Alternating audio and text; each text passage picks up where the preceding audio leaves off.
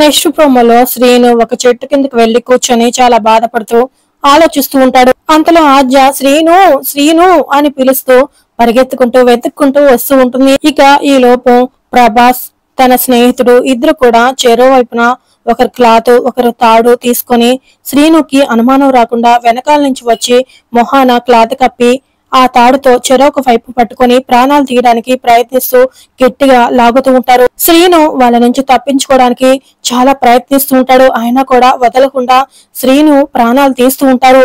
అంతలో అక్కడికి దగ్గరగా వచ్చి ఆద్య శ్రీను శ్రీను అని పిలుస్తూ ఏడుస్తూ ఉంటుంది. ఇక శ్రీను ప్రాణం చివరి నిమిషంలో ఉందనగా ప్రభాస్ తన స్నేహితుడు ఇద్దరు కూడా ఆద్య వాయిస్ విని వాళ్ళని ఎక్కడ చూసొస్తుందో అని భయంతో శ్రీనుని కొన ఊపిరితో ఉండగా అక్కడ వదిలేసి పారిపోతూ ఉంటారు. అంతలో ఆద్య శ్రీను చూసి ఒక్కసారిగా షాక్ అయిపోతూ శ్రీను అని పరిగెత్తుకుంటూ వెళ్లేసరికి శ్రీను తన ఒడిలో పడిపోతాడు.